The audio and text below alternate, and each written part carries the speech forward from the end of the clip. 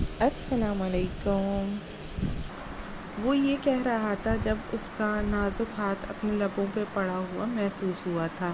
Please ایسا نہ کہیں سپر مین، آپ کے بعد میں کیا کروں گی؟ میرا وجود تو آپ کے بغیر ادھورا ہے۔ اگر آپ کو کچھ ہو گیا تو میں کیسے جیوں؟ مجھے تو موت ویسے ہی آ جائے گی، میں تو اس دن ہی مر جاؤں گی۔ وہ روئے روئے لہجے میں کہتی اس کی گود میں سر ٹکائے ہولے سے بولی۔ روشنال کو اس پہ ٹوٹ کر پیار آیا تھا۔ اسے اب محسوس ہوا تھا کہ وہ اس کے پاس تحفظ محسوس کر رہی ہے۔ تو پھر مجھ پہ یقین ہے نا میری اشو کو؟ اس نے اس کی نگاہوں میں نگاہیں ڈالتے پوچھا تھا۔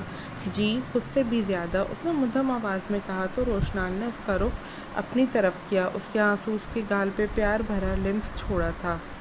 اچھا پھر یہ بتاؤ، خالہ کہاں مارتی تھی میری اشو کو؟ اس نے آہستگی سے بہت ہی پیار سے پوچھا تھا۔ یہاں استری لگائی تھی پیچھے۔ اس نے ہلکی سی شرٹ اٹھائی تو جلے کا نشان سامنے آیا تھا۔ روشنال کو وہ نشان کافی بڑا لگا تھا۔ بے شک درد اسے نہیں ہو رہا تھا، زخم پرانا ہو گیا تھا، لیکن نشان رہ گیا تھا۔ وہ ساکت رہ گیا تھا۔ وہ اس کا محرم تھا اور اس کے درد سے بے خبر۔ وہ اسے مارتی رہی تھی، ذہنی ٹارچر بھی کی تھی۔ اس نے جلدی سے اس کی شرٹ صحیح کی تھی تاکہ وہ بعد میں اپنی بے اختیاری پر شرمندہ نہ ہو۔ جو چیز اسے بے اختیاری کے لمحوں میں ہو جاتی تھی، وہ بعد میں اکثر بہت پریشان رہتی تھی، ٹینشن میں رہتی تھی۔ روشنال سے بہتر یہ بات کون جانتا تھا؟ ابھی بھی یہی ہوا تھا، وہ شرمندہ نظر آ رہی تھی۔ اس کی شرمندگی کو دیکھ کر اس کے ماتھے پہ پیار کیا اور پھر بیڈ سے اترتا باہوں میں اٹھا چکا تھا۔ مجھے نیچے اتاریں پلیز، میں نے کچن میں جانا ہے، وہ منمنائی تھی۔ نو، 2 منٹ ویٹ، 2 منٹ ویٹ۔ اس کی بھاری آواز سن کر وہ اس کے سینے کے ساتھ سر ٹکا چکی تھی۔ اپنی آنکھیں بند کرو، اس نے حکم دیا تھا۔ وہ جلدی سے آنکھیں بند کر گئی تھی۔ اشنال کو الماری میں سے کھٹپٹ کی آواز آئی تھی۔ اپنی آنکھیں کھولو، وہ یہ کہتا اسے زمین پہ اتار چکا تھا۔ یہ چینج کر کے آؤ۔ وائٹ اینڈ بلیک کلر کی میکسی جس پر ہاتھوں کا کام بنا ہوا تھا، لائٹ سا کام ہوا تھا، وہ بہت پیاری میکسی تھی۔ اپنی میکسی دیکھ کر اس کی آنکھیں ہی چندھیا گئی تھیں۔ ہم کہیں جا رہے ہیں، وہ میکسی دیکھ کر شوق سی بولی تھی۔ آپ کے سسرال مادم، اور کہاں؟ اس نے مسکرا کر جواب دیا۔ ویسے یہ کب لائے آپ؟ وہ منہ پھاڑ سر جھاڑ والے لہجے میں پوچھ رہی تھی۔ جب کل بابا نے تھپڑ مارا تھا، خفا کے فرقان کے ساتھ بازار گیا تھا، اس نے بھابھی کے لیے ڈریس لیا تو مجھے یہ میکسی بہت پسند آئی تھی، ساتھ میں میچنگ ہیل بھی ہیں، اس نے مسکرا کر عام سے لہجے میں بتایا تھا۔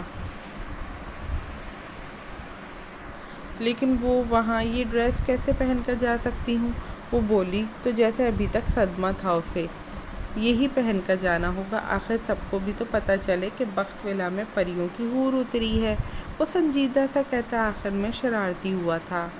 جلدی جاؤ، مجھے بھی لیٹ ہو رہا ہے۔ اس نے اب اس کا بازو ہلایا تھا جو خاموشی سے میکسی دیکھ رہی تھی۔ وہ چلی گئی۔ روشنال اس کی بلیک کلر کی ہیلز لیے صوفے پہ بیٹھ گیا تھا۔ 10 منٹ بعد وہ میکسی کو ہاتھوں سے پک کیے کنفیوز سی باہر آئی۔ یہ کہیں بھاگے گی نہیں؟ چھوڑو اسے۔ وہ شرمندہ ہوتی ہاتھ اٹھا گئی تھی۔ وہ جیسے ہی ایک قدم چلی، میکسی اسے بہت بڑی تھی، اس کا پاؤں میکسی میں آیا اور وہ بری طرح زمین پہ گری تھی۔ روشنال چلتا اس کے قریب آیا، اس کے قریب گھٹنوں کے بل بیٹھا تھا، جو اب گردن پکڑ کر بیٹھی رونے کی تیاری کر رہی تھی۔ اس نے اس کے بال ہٹا کر گردن کو اپنے ہاتھوں سے سہلایا۔ روشنال نے خفگی سے اس کے ہاتھ جھٹکے تھے، جیسے گرانے میں سارا قصور روشنال کا ہی ہو۔ اشو، میرا کوئی قصور نہیں ہے۔ روشنال نے اس کو منہ کے ٹیڑھے میڑھے زاویے اور غصے میں دیکھا تو مسکراہٹ دبا کر صفائی دی تھی، کیونکہ اس کا غصہ اور شرمندگی سے چہرہ لال ہو رہا تھا۔ سارا قصور آپ کا ہی ہے۔ آپ نے کہا تھا چھوڑ دو، نہیں بھاگے گی۔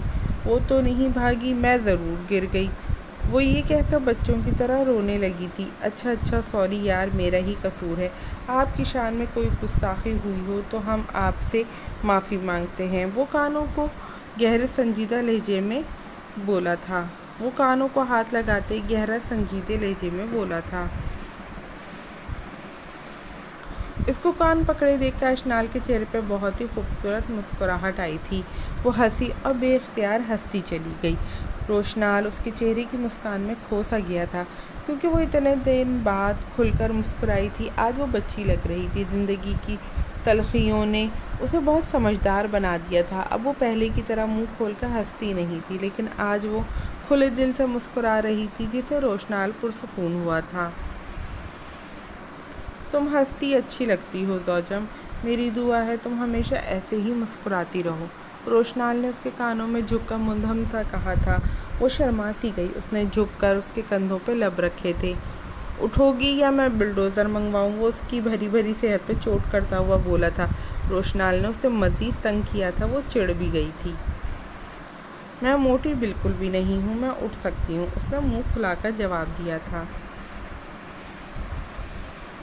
मजाक कर रहा था यार, वरना मेरी अशु तो नाजुक सी गुड़िया है, जिसे मैं हाथों से उठाकर पूरी दुनिया घुमा सकता हूँ। ये कहकर बाजुओं में उठाकर उसे ड्रेसिंग टेबल के पास चेयर पर बिठाया था और उसके बाल सीधे किए और हील्स उठाकर उसके पाँव में पहनाने लगा। ये क्या कर रहे हैं? मुझे बिल्कुल अच्छा नहीं लगता। अशनाल जो शर्मा रही थी, इसको चप्पल पहनाता देखकर सारी शाएं उड़ी थी। क्यों, तुम्हारे पाँव को हाथ लगाने से मेरी शान घट जाएगी? वो वैसे ही बचपन में मैं पहनाता था। तुम्हारे शूज़ लेस स्ट्रैप बांधना मेरा काम था। ऐसी छोटी छोटी बातों पे मुंह फाड़कर हैरान मत हुआ करो। तुम बेशक मेरी बीवी हो, लेकिन मेरे लिए अभी तक बच्ची ही हो ज़ौजम।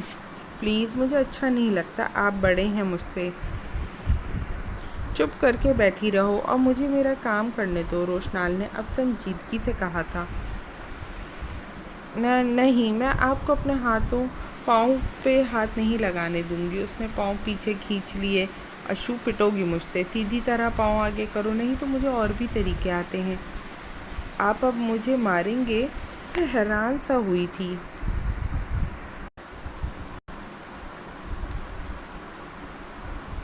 आप अब मुझे मारेंगे? वो हैरान सा हुई थी। हाँ बिल्कुल, इसमें कोई शक। रोशनाल ने हंसकर उसकी बात पर मोहर पक्की की थी। आपको रहम नहीं आएगा मुझ पर? उसने आंखें उठाकर पूछा था। वो क्यों आएगा मुझे? तुम तंग करती इतना हो, कोई बात नहीं मानती। रोशनाल ने इसके पाँव में हील्स के स्ट्रैप्स बांधकर कहा था। अच्छा सॉरी, आइंदा नहीं करूँगी। It's okay. लेकिन तुम काम ही मरवाने वाले करती ही क्यों हो?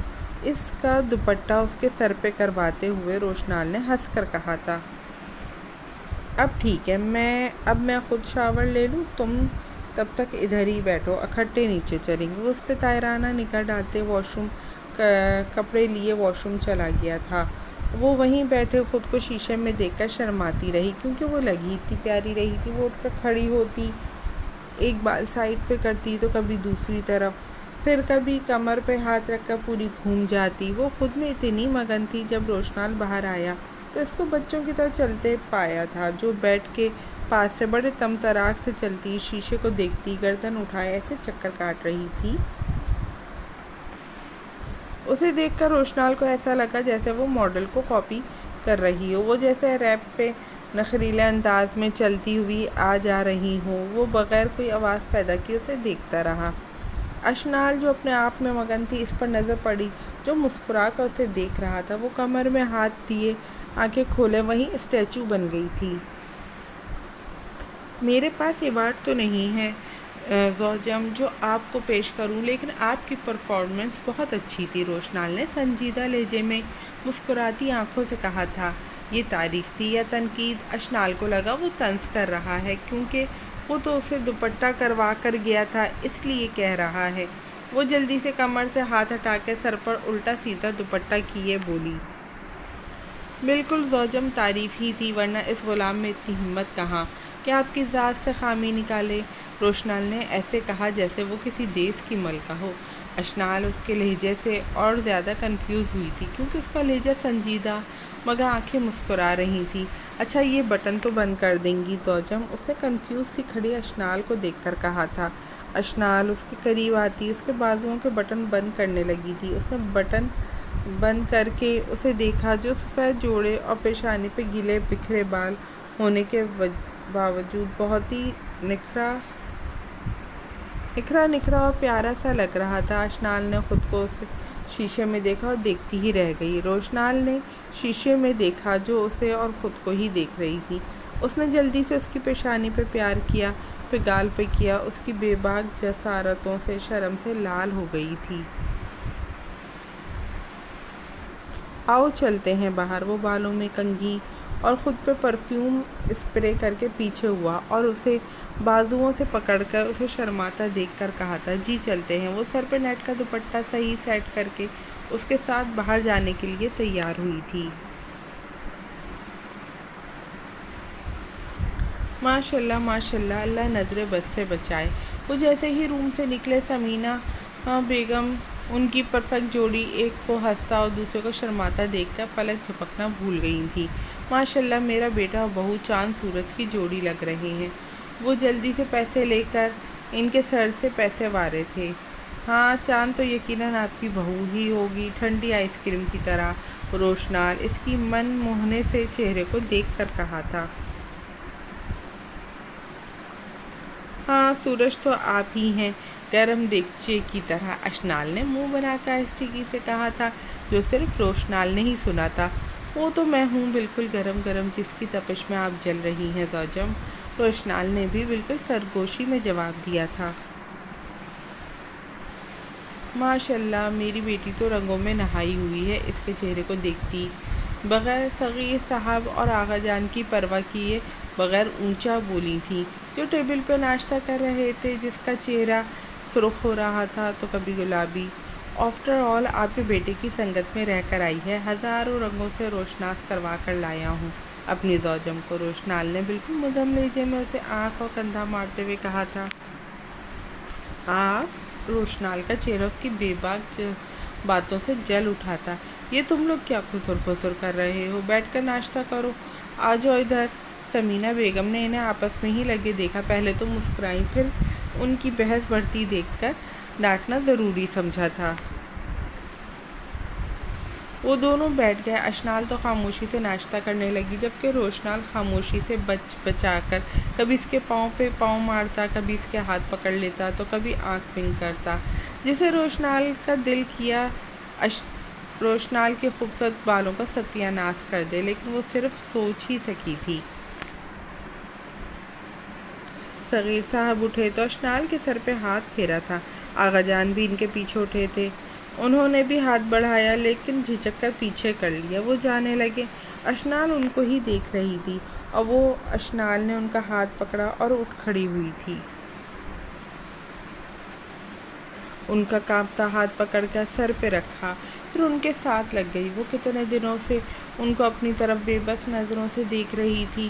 اتنا بے چین دیکھ کر دشمن بھی پگھل جاتا ہے۔ وہ تو پھر ان کی پوتی تھی، معصوم دن کی لڑکی تھی، کیسے نہ پگھلتی۔ اس نے باپ سے ہی تو سیکھا تھا کہ خود مر جاؤ لیکن رشتے کو مرنے نہ دو۔ وہ نہیں چاہتی تھی کہ ان کی تلخی سے کوئی رشتہ مر جائے یا کسی کا دل مر جائے۔ دل ایک نازک پھول کی طرح ہے، جو ایک دفعہ مر جائے نا تو پھر انسان لاکھ کوشش کرے، اس کی آبیاری کرے، لیکن پھر وہ پروان نہیں چڑھتا، کیونکہ اس کی کمزوری آپ کے اپنے ہاتھوں میں ہوتی ہے، کیونکہ اس کے پھول کے پودے اور جڑیں کمزور ہوتی ہیں۔ جس کی بنیاد کمزور ہو وہ پودا تو تعمر کھل ہی نہیں سکتا، وہ ایسا مر جاتا ہے کہ اس کا زندہ ہونا مشکل نہیں ناممکن ہوتا ہے۔ سوری آغا جان، وہ ان کے سینے سے لگتی ایسی روئی کہ روشنال کو بھی چپ کرانا مشکل ہو گیا تھا۔ آغا جان کے جلتے دل کو قرار آ گیا اور وہ بوکھلا گیا تھا۔ کس بات کے لیے میرا بچہ؟ یہ تمہارا حق تھا، حق کے لیے تو تمہیں میرا گریبان پکڑنے میں بھی کوئی عیب نہیں تھا۔ تمہیں نہیں آغا جان، سوری فار ایوری تھنگ، اس نے ان کے گرد گرفت مضبوط کرتے ہوئے کہا تھا۔ روشنال، صغیر صاحب اور سمینا بیگم ان دونوں کو دیکھ کر رو پڑے تھے، کیونکہ آج وہ برسوں کی عداوتوں کا خاتمہ ہو گیا تھا۔ آغا جان اس کو لیے لاؤنج کے صوفے پہ آ گئے تھے، وہ بھی ساتھ نکلے۔ اچھا اللہ حافظ، آپ سب سے واپسی پہ بات ہوگی، میں شام تک آ جاؤں گا۔ کچھ دیر روشنال ان کو دیکھتا رہا، پھر ان سے اجازت طلب کرتا نکل گیا تھا۔ اشنال نے آغا جان کے بازوؤں کے بیٹھے سب کے پرسکون اور مسکراتے چہرے دیکھے تو بے ساختہ دل میں اللہ کا شکر ادا کیا تھا۔ بے شک جس ذات نے دکھ دیے تھے وہ پاک ذات دکھ سمیٹتی بھی جلدی ہے۔ بے شک زندگی پھولوں کی سیج نہیں تھی، لیکن اس پاک ذات نے ہر رات کے بعد ایک روشن اور چمکتی صبح بھی تو رکھی تھی، ہر غم کے بعد خوشی بھی تو تھی نا۔ وہ سوچتی تھی کہ اللہ نے اسے ہی کیوں دکھوں میں دھکیلا تھا۔ کاش اس کی شادی حسنال سے ہوتی تو سب رشتے اس کے ساتھ ٹھیک رہتے، اس سے پیار کرتے، لیکن آج اسے اپنے اللہ پہ بڑا پیار آ رہا تھا، کیونکہ اس کے اللہ نے اس کے لیے وہ فیصلہ کیا تھا جو اسے پہلے ٹھیک نہیں لگا تھا، لیکن اس کے حق میں بہتر تھا، اس کے لیے بہترین تھا۔ آج اسے اللہ کا فیصلہ اپنے لیے بہت زیادہ اچھا لگا۔ آج اللہ کا وہ جتنا شکر ادا کرتی اتنا ہی کم تھا۔ وہ اپنے خاص بندوں کو رحمت سے نوازتا ہے۔ اس پاک ذات نے اسے آزمائش کے لیے چنا تھا، لیکن اس کا انعام اس نے پہلے ہی رکھا تھا، اور اس کے لیے صرف انعام نہیں، انعام عظیم تھا۔ یہ کیا ہو رہا ہے؟ حسنال، جو کسی کیس کے اوریجنل ڈاکومنٹس بھول گیا تھا، وہ لینے گھر آیا تھا۔ ایک لڑکا جو صوفے پہ بیٹھا عجیب نظروں سے منال کو دیکھ رہا تھا۔ وہ منال کو ایک عورت کے پاس سجا سنورا دیکھ کر غصے میں آیا تھا۔ اسے معاملے کی سمجھ نہیں آ رہی تھی۔ وہ بہت کول نیچر کا تھا، لیکن یہ معاملہ دیکھ کر اسے غصہ اشتعال پانا بہت مشکل لگا تھا۔ دوسری طرف حسنال کو منال کی سانسیں دیکھ کر منال کی سانسیں اٹکی تھی۔ سارے نفوس اس کی دھاڑتی آواز سن کر اٹھ کھڑے ہوئے تھے۔ ہونا کیا ہے؟ منال کا رشتہ دیکھنے آئے ہیں یہ لوگ، اور وقار اور منال ایک دوسرے کو پسند کرتے ہیں۔ سمینہ بیگم اسے دیکھ کر غصے سے لال پیلی ہو گئی تھی اور گھبراہٹ ان پہ طاری ہو چکی تھی، لیکن اپنے لہجے پہ کنٹرول بڑی مشکل سے کیا تھا۔ وہ تو ایسے کہہ رہی تھی جیسے منال کی پسند کی منگنی کرنے جا رہی ہوں۔ خالہ، یہ کیا گھٹیا پن ہے؟ وہ اتنا زور سے دھاڑا ساری تمیز اڑن چھو ہو گئی۔ مجھ سے کیا پوچھ رہے ہو؟ اپنی بیوی سے پوچھو۔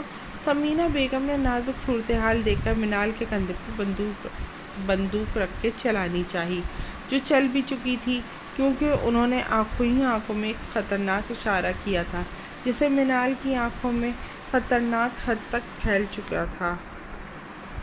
منال، خالہ کیا کہہ رہی ہیں؟ حسنال نے بہت یقین سے پوچھا تھا۔ اس کا لہجہ اب نارمل تھا، اسے لگا منال انکار کر دے گی، اس لیے وہ پرسکون ہو گیا تھا۔ امی سچ کہہ رہی ہیں، منال نے آنکھیں جھکا کر خود پہ ضبط کر کے کہا تھا، حالانکہ دل کر رہا تھا کہ اس کے سینے سے لگ کے باپ کی موت کا غم منائے۔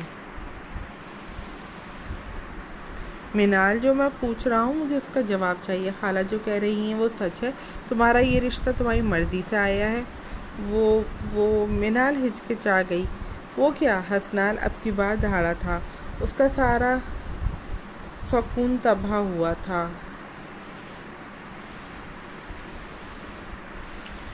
کیوں؟ دیکھ لیا نا میرا روپ، میں ایسی ہوں شروع سے۔ تھوڑا سا شرافت کا لبادہ کیا اڑا، تم تو میرے قدم چاٹنے پہ آ گئے۔ اس نے ماں کی آنکھوں کے تاثرات دیکھ کر پتہ نہیں کیسے یہ لفظ استعمال کیے تھے، وہ اس کا دل جانتا تھا۔ سن لیا؟ پڑ گئی کلیجے میں ٹھنڈک؟ سمینہ بیگم نے مسکرا کر کہا تھا۔ خالہ آپ خاموش رہیں، یہ میرا اور میری بیوی کا معاملہ ہے، اس نے انہیں خون خوار نظروں سے دیکھ کر کہا تھا۔ منال پلیز، میں جانتا ہوں یہ تم کسی کی دباؤ میں آ کر کہہ رہی ہو، ورنہ تم تو بہت خوش تھی۔ حسنال نے جلدی سے اس کا بازو پکڑا تھا اور التجا کی تھی۔ کیوں جونک کی طرح چمڑ گئے ہو؟ پلیز اللہ کا واسطہ چھوڑ دو مجھے، جب نہیں رہنا تمہارے ساتھ، لیکن تم تو ہو ہی بے شرم، ہر وقت میرے قدموں میں بچھے رہنے کو تیار ہو۔ اس کے گلے میں یہ کہتے پھانس اٹکی تھی۔ اس کے اتنے بڑے الفاظ سن کر وہ تو جیسے سن رہ گیا تھا۔ اس نے بامشکل خود کو سنبھالا اور دھیرے سے اس کا بازو چھوڑ دیا۔ ٹھیک ہے، میں تمہیں طلاق دوں گا، لیکن اس سے پہلے یہ بے غیرتی نہیں کرنے دوں گا۔ پہلے میرے بچے کو صحیح سلامت میرے حوالے کرو، اس کے بعد میں خود تم جیسی عورت کو رکھنا تو کیا تھوکنا بھی پسند نہیں کروں گا۔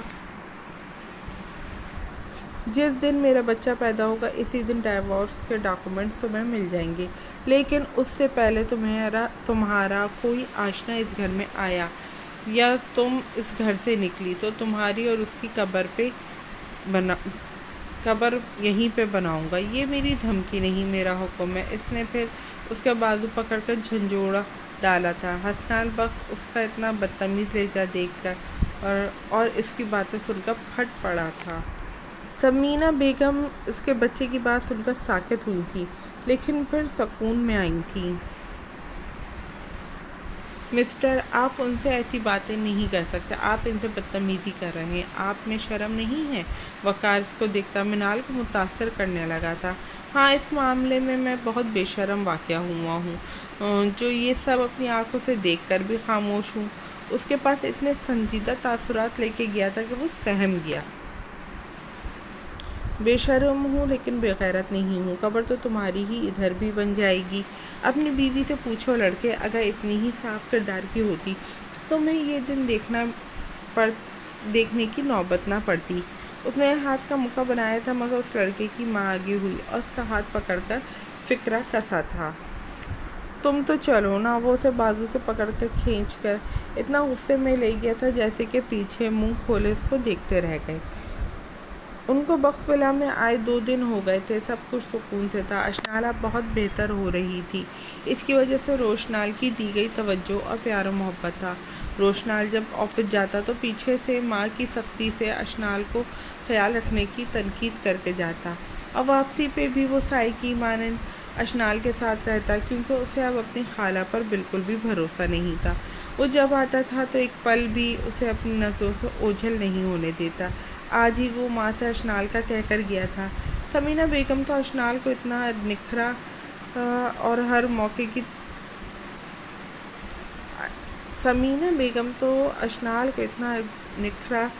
دیکھ کر موقع کی تاک میں رہتی تھیں، لیکن ان کو موقع نہیں مل رہا تھا۔ دوسری طرف جلن سے ان کا برا حال تھا۔ انہیں کوئی دکھ، کوئی پچھتاوا نہیں تھا کہ انہوں نے اپنی بیٹی کی زندگی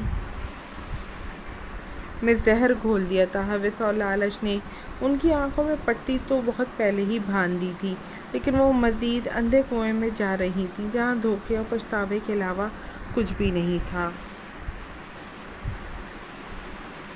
اشنال سے ان کے حسد کا جذبہ چھوٹے ہوتے وقت سے تھا، مگر وہ جس طرح سب کی زندگیاں خراب کر رہی تھیں، انہیں نہیں پتا تھا کہ ایک وقت ان پہ ایسا آئے گا جب دکھ اور پچھتاوے کے علاوہ ان کے ہاتھ میں کچھ نہیں ہوگا۔ وہ منال پہ بھی پکی نظر رکھتی تھی کہ کہیں وہ دونوں بہنیں آپس میں پھر سے ٹھیک نہ ہو جائیں، کہیں ان کے خون کی کشش دونوں کو آپس میں کھینچتی ہوئی نہ لے جائے۔ اور منال کو تو وہ روم سے باہر نکلنے کی اجازت ہی نہیں دیتی تھی۔ وہ اپنے جم کا پتہ بھی لگانے نہیں دینا چاہتی تھیں، کیونکہ انہیں بیٹی کا بالکل بھروسہ نہیں تھا۔ بقول ان کے وہ ڈرتی کسی سے نہیں تھی، لیکن اپنی حقیقت کھلنے کا ڈر ان کو بھی تھا، اس لیے وہ منال کو نیند کی گولیاں دے رہی تھی، بغیر یہ سوچے کہ اس بیچاری کا کتنا متاثر رہا، اس بیچاری کی صحت کتنی متاثر ہو رہی ہے ان کے بیچ یہ نیچ حرکت کی وجہ سے۔ ان کی دوست کا بیٹا جس دن رشتہ دیکھنے آئے تھے، اس دن منال کو حسنال کے کمرے میں لے گیا تھا، اور پھر بعد میں غصے سے کوئی ڈاکومنٹس اٹھا کر چلا گیا۔ اس کے بعد وہ واپس نہیں آیا تھا۔ اس نے ثمینہ بیگم کو اس کی طرف سے کوئی ٹینشن نہیں تھی۔ ویسے تو اشنال 2 دن سے رات کو نیچے ہی سوتی تھی، لیکن وہ اس کو صرف ڈرا دھمکا کر شہر والے بنگلے جو کبیر صاحب کے نام تھا، اس کے بعد وراثت میں اشنال کو ملا تھا، وہ اپنے نام کرانا چاہتی تھی، لیکن وہ مناسب موقع کی تلاش میں تھی، کیونکہ گھر ان کو کھٹک رہا تھا، اور اوپر سے آغا جان کی زبان پہ یہ دونوں سے اشنال بخت کا ذکر سن کر ان کا بس نہیں چل رہا تھا کہ وہ جادو کی چھڑی سے اشنال کو غائب کر دیں، لیکن کم از کم ابھی یہ ان کے بس میں نہیں تھا۔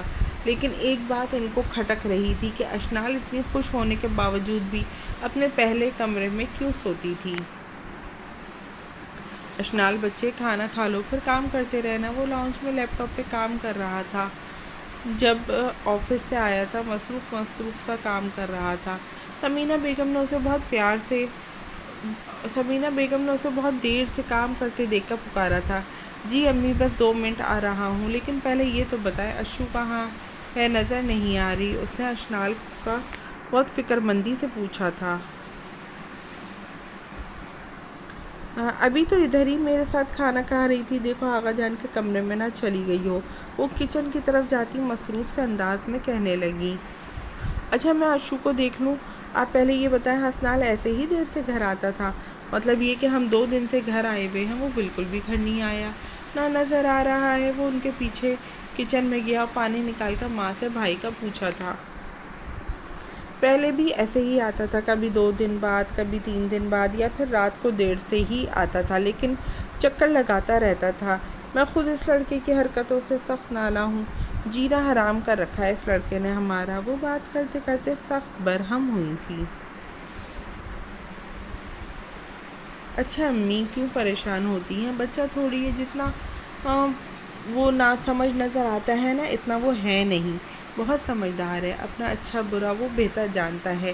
وہ اب کندھے سے تھامتا یہ کہتا پرسکون کر رہا تھا، میں تو ماں ہوں نا، میرے لیے وہ معصوم بچہ ہے، وہ جتنا بھی سمجھدار ہو جائے میرے لیے وہ ناسمجھ ہی ہے۔ وہ اپنا دھیان نہیں رکھتا، اپنی پرواہ نہیں کرتا، اس کی رزق ہی 1 نمبر کا ہے۔ وہ سخت برہم نظر آ رہی تھی۔ اچھا امی چھوڑیں، یہ بتائیں منال اور خالہ نظر نہیں آ رہی؟ میرا مطلب ہے وہ ٹیبل پہ نہ تو ہمارے ساتھ کھانا کھاتی ہیں نہ بات کرتی ہیں، آپ سے نظر آتی ہیں۔ کوئی بات ہوئی ہے گھر میں؟ اتنے روکھے سب کیوں ہیں آپس میں؟ اول تو خالہ نیچے آتی ہی نہیں، مگر جب وہ مجھے نظر بھی آتی ہیں تو ہر وقت ان کی آنکھوں میں غصہ ہی رہتا ہے۔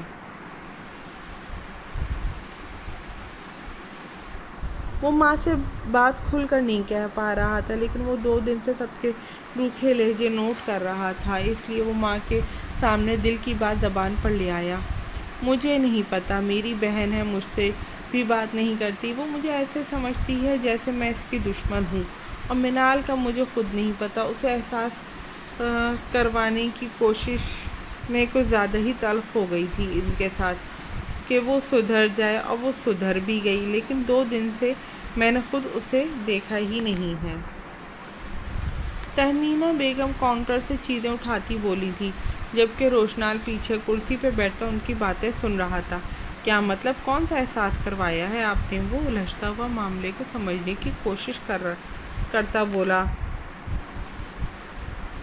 کوئی نہیں اتنی بڑی بات، تم اشنال کو جا کے دیکھو، وہ ہماری کوئی اپنی بات تھی۔ وہ اس کے چہرے کو الجھتا دیکھ کر بات کو ٹال گئی تھی۔ اگر وہ خوشخبری سن لیتی تو ان کے پاؤں تو زمین پر ہی نہ ٹکتے، لیکن وہ بھی مزید کچھ کہے بغیر اپنے روم میں چلا گیا۔ آغا جان آپ ہی نظر نہیں آ رہی مجھے، وہ تو روم سے باہر ہی نہیں نکلتی، وہ ان کے پاس بیڈ پر بیٹھتی کب سے باتیں کر رہی تھی۔ ہوگی اپنے کمرے میں، لیکن آپ اس سے دور ہی رہو تو اچھا ہے میری بچی، وہ فکر مند سے سمینہ بیگم کی فطرت کو بھانپتے ہوئے کہنے لگے تھے۔ لیکن کیوں آقا جان، آپ ایسا کیوں کہہ رہے ہیں؟ آپ تو آپ ہی سے محبت کرتے ہیں، پھر آپ مجھے ان سے دور رہنے کو کیوں کہہ رہی ہیں؟ وہ الجھ کر بولی تھی۔ اس لیے تو کہہ رہا ہوں، اس کی ماں کو تم دونوں اکٹھی بیٹھی نظر آ گئی نا تو وہ تمہارے ساتھ کچھ کر ڈالے گی۔ وہ اسے بہلا تو رہے تھے، لیکن وہ خود بہت پریشان تھے، کیونکہ منال جو ہر روز ان کو دوائی دے کے جاتی تھی، ان سے اپنے دل کا حال بیان کرتی، ان کی سنتی، لیکن وہ دوسرا دن اس کو دیکھ نہیں پا رہے تھے۔ وہ اس کے کمرے میں جانے کا سوچ ہی رہے تھے جب روشنال ان کے کمرے میں آیا تھا۔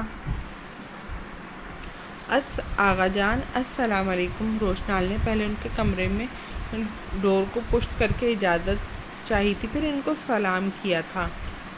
وعلیکم السلام، دونوں دادا پوتی نے اکٹھے کہا، اور جھک کر آغا جان کو ملنے کی کوشش میں وہ اشنال کے قریب آ گیا تھا۔ اچھا جی، دونوں دادا پوتی کے درمیان کیا راز و نیاز ہو رہی ہیں؟ روشنال نے آغا جان سے کچھ فاصلے پہ بیٹھی اشنال پر بھرپور نگاہ ڈالتے ہوئے کہا۔ وہ ان سے جھک کر ملنے لگا۔ اس کو اپنے قریب اور اس کی مردانہ وجاہت دیکھ کر روشنال کی سانسیں مٹھی میں آ گئی تھیں۔ کولون کی مہک اسے اپنے حواس میں چھائی ہوئی محسوس ہوئی تھی۔ اس نے اٹھنا چاہا جب روشنال پیچھے ہو گیا تھا۔ اس نے سکون کی سانس لی اور اچھی خاصی پیچھے تقریباً بیڈ کے کونے پہ جا چکی تھی تاکہ روشنال بیٹھ سکے۔ روشنال اس کا جھجکنا اور شرمانا محسوس کر رہا تھا۔ اس کے گال بہت زیادہ ریڈ ہو رہے تھے۔ وہ نہایت ہی دلچسپی سے اسے دیکھنے لگا۔ وہ مجھے بھول گیا تھا، امی کہہ رہی تھی کھانا کھا لیں آپ دونوں نیچے آ کر، وہ ٹیبل لگا رہی ہیں۔ اس نے تہمینہ بیگم کا پیغام دیا تھا۔ نہیں پتر، پہلے تو میں نماز ادا کروں گا، پھر نیچے آؤں گا۔ تم دونوں جاؤ، میں 20 منٹ میں آتا ہوں نماز پڑھ کر، میں بعد میں کھا لوں گا۔ انہوں نے فی الحال انکار کر دیا۔ آغا جان کوئی بات نہیں، میں آپ کو کھانا یہیں دے دوں گی، آپ بے شک نیچے نہ آئیں۔ روشنال کچھ جواب دیتا کہ وہ پہلے ہی بول پڑی۔ اسے پتا تھا آغا جان زیادہ اوپر نیچے نہیں کر سکتے۔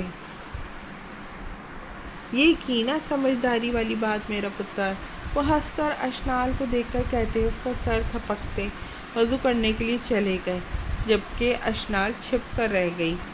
اگر شرما لیا ہو تو چلے نیچے۔ وہ جو اپنے ہاتھوں کو دیکھ کر سر جھکا کر شرما رہی تھی، وہ اسے دیکھتے ٹوکے بنا نہ رہ سکا۔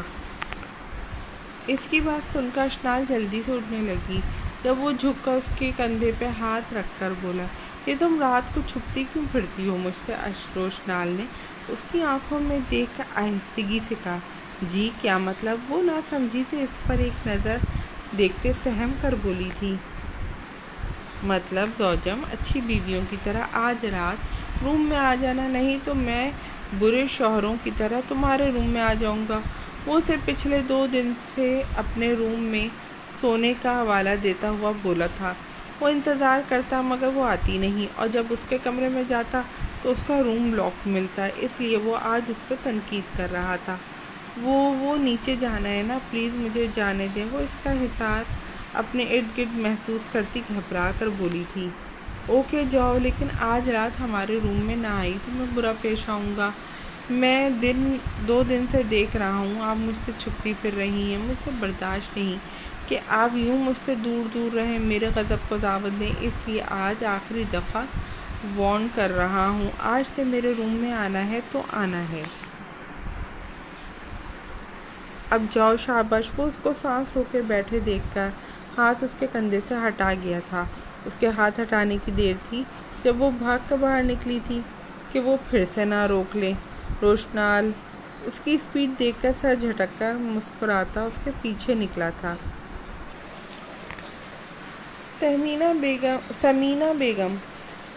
بیگم اپنا منال کا کھانا نکال کر اوپر لے جا رہی تھی۔ تہمینہ بیگم ان کو دیکھ کر نفی میں سر جھٹکا۔